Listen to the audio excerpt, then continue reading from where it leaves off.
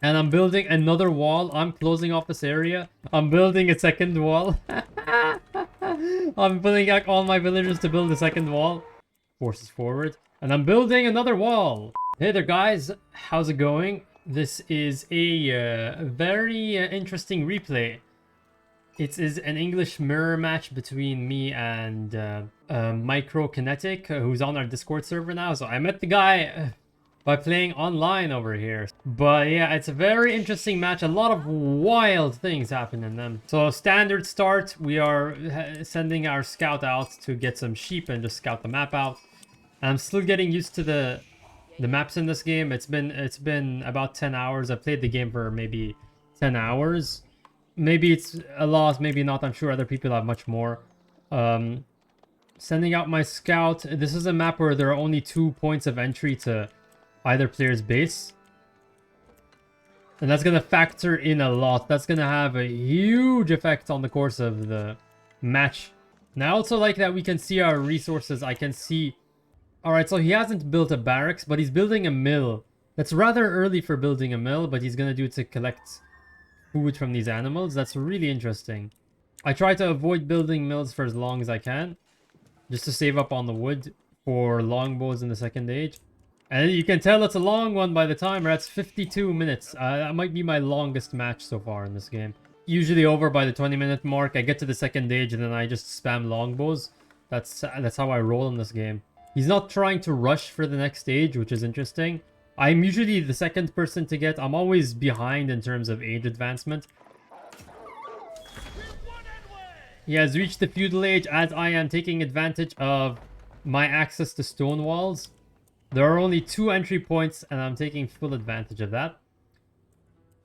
But what I was saying is these are little, like, tiny mistakes, tiny oversights you might think, but it has a huge butterfly effect.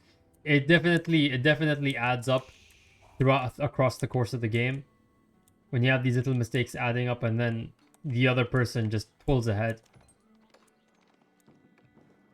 But you can tell by the length of the match this was a close one. This is not one. Whoever lost in this match, whoever loses in this match, I'm not going to reveal it now, is not going to go down without a fight. I'll let you know that much. So that section of the map is completely closed off. I was worried that he might send a raiding party and discover what I'm doing, or maybe send another raiding party around this area. And I'm short on stone. You can see I'm immediately depleting my stone reserves the moment they come in. I don't have enough villagers on stone. And he's not doing the thing that some players do where they build the military base far ahead. That's like a high risk, high reward tactic. It can pay off if someone doesn't anticipate it, or if they don't go straight for your base. When you do that, you're counting that they're not going to flank your base and just attack your villagers while they're defenseless, and now your army has to run some distance to relieve the village. As you can tell probably by now, the walls are going to be playing a big role in this match. Much bigger than you'd anticipate. It's more than just cutting off his entry. You know, coming from Total War, like, I'm so happy to have like these replay features. He's sending out his first raiding party. He was probably trying to end the match at this point. It looks like it. Like, he's not taking advantage of these choke points. He's not yet, at least. He's gathering some stone, but he's not building any walls. And it's only now that he realizes what I'm doing.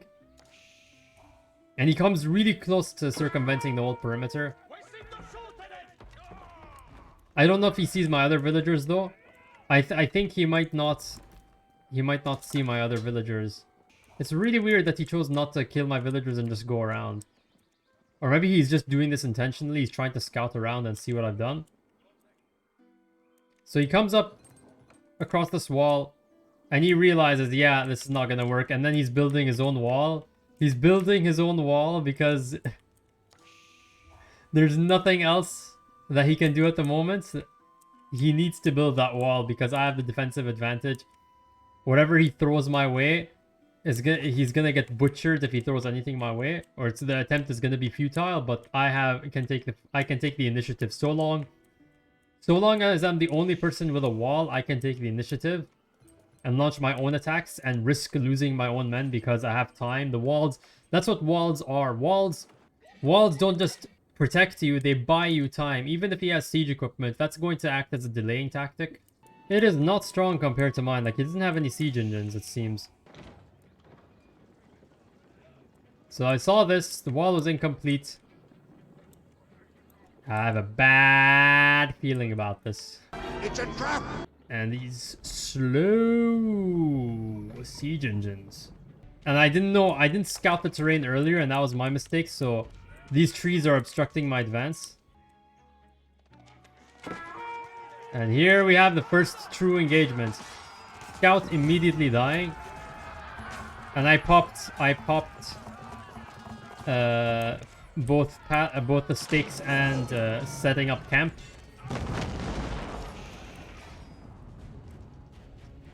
Yeah, look at what he does. Pay attention to what he does over here. He's sending his villagers to finish the wall. He's probably anticipating some reinforcements, but also to trap my own men so they can't retreat, and my siege engines. This was insane. I should not have written off the wall over here. I should have paid attention and taken it out. This is what happens when you get too cocky. But anyway, we've reached the Imperial Age. I cannot believe that we've reached the Imperial Age. I've never reached the Imperial Age in this game. In 15 hours of playing, matches are usually over by age 2 or 3, but regardless of who's winning. So yeah, so I'm in completely foreign territory right now, unknown territory. Like, what's the Imperial Age like? What units do I get access to? What's the meta like? And I'm trying to destroy his own walls from within. These trebuchets is just completely doomed. He has 5 times the food, or 4.5 times the food than I do. His ability to replace losses is just much greater than mine. And he's spamming barracks. He is spamming barracks. He's setting up a... Oh, wow. Okay. I did not know that. Okay, interesting. He's setting up a gold mine outside. I think he's run out of gold resources inside his... Yeah, that's rough. That's rough when you have to go into this no man's land to get gold. But he's using his army to defend them, so he's not going on the offensive. Yeah, interesting. Smart. And instead he chose to build his fort on this side of the wall, so he's relying on the defenses just to buy time while he has his main force on this end. Just very careful management of resources, distributing his armies, his forces. Because keep in mind, I have no idea what victory condition he's going for. This is the great thing about this game. You have 3 different victory conditions, and it adds so much tension because you don't know what he's going for. I don't know if he's gonna go try and build a wonder or some crap. So attrition really matters. At one point, the deadlock is gonna break and somebody's gonna collect advantages. Someone has to run out of steam before the other person. And I'm building another wall. I'm closing off this area. I'm trying to take advantage of this no man's land. I'm branching out. I've exhausted all of my gold resources. I'm building my own forward military base. I forgot my villagers over here. I'm so not used to reaching this point of the game that I'm finding it difficult to micromanage. Like, I'm just forgetting about villagers. I'm so hectic. I'm sending out a second offensive force. This time I'm ready to reinforce with my own military. It's so interesting how we're basically doing the same thing tit for tat on opposite sides of the map. And out we go. Unfurl the bombards, staying out of range. I'm making sure to stay out of range of the towers. Just let them do the damage. I think he's responding. But yeah, that is satisfying. Oh my god. They're in time.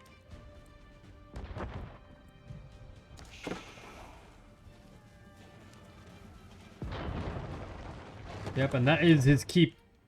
Okay, yeah, there's an army. He's building another keep, just with all his villagers. And this is gonna be a glorious mistake that I made over here. I wasn't paying attention. I was too busy micromanaging. And I'm sending my units around for whatever reason. And then the cavalry charge comes in, and there goes my artillery piece. That is just sad and painful to see that happen.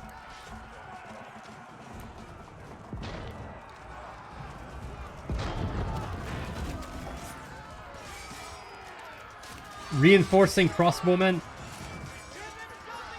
Just bringing in the crossbowmen for armor piercing. We have a lot of armored units. And they're building a keep, building a tower. Just, he is trying to collect whatever advantage he can.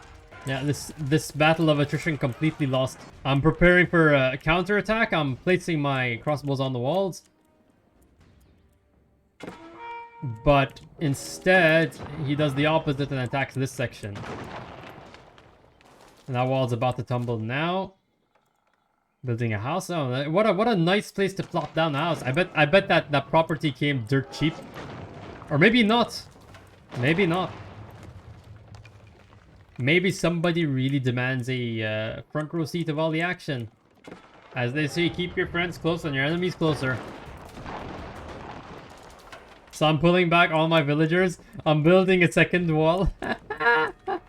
I'm pulling back all my villagers to build a second wall. I am just trying to buy time.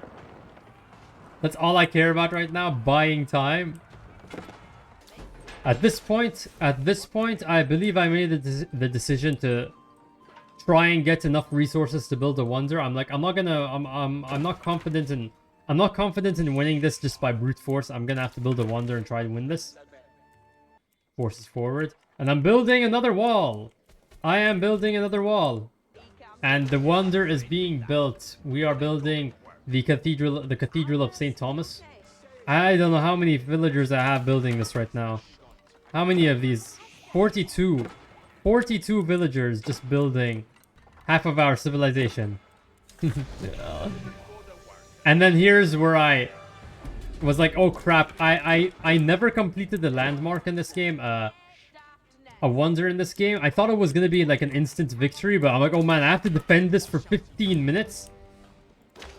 15 minutes I have to defend this? Like, what the? This entire area has been vacated.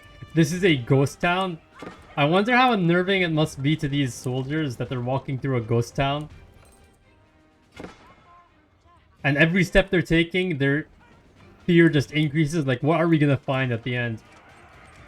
What unspeakable horrors might we find at the end? So I've warded off an attack on this side. Yeah, you can... This tells a whole story.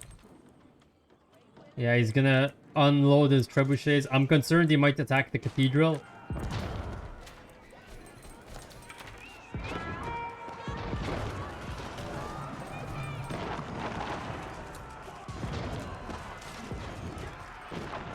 Yeah, I'm clearly winning this one through attrition. This battle. Even sending out some villagers just in the mayhem. Alright. He is not risking anything else at the current moment. Bringing a ton of bombards. I'm surprised they didn't die. I thought they would die if they were on the wall when it went broke. That's so sallying forth. Until the numbers, both numbers and quality are not in my favor. I'm using mostly range units. That was probably my biggest mistake in this match. No cavalry at all. I've almost never had to use cavalry as the English. Just longbows and spearmen. I'm even bringing in the villagers, throwing in everything I have. It's maybe 7 minutes until the wonder wins me the fight. Yeah, this is not working out. He is...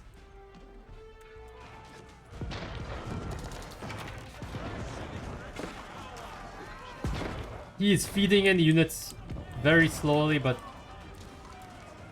more quickly than he's losing them. But more importantly, he has the bombards. Yeah, and here comes the artillery. Yeah, this is a done deal. This is a done deal.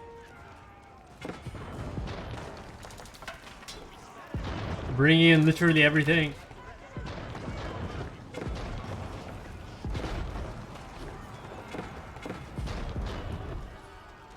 And that is the wonder, completely gone.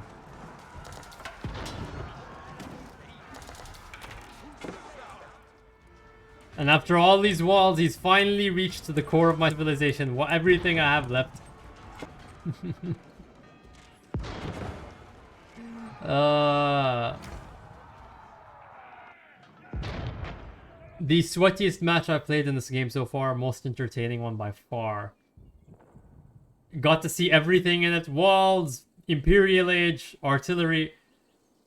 Except for me not using any cavalry. I just was so boxed into my usual play style that I forgot about it entirely. Oh, thank you so much for watching, guys. That was a journey. That was 52 minutes. I mean, before I edit this video, of course. That was 52 minutes.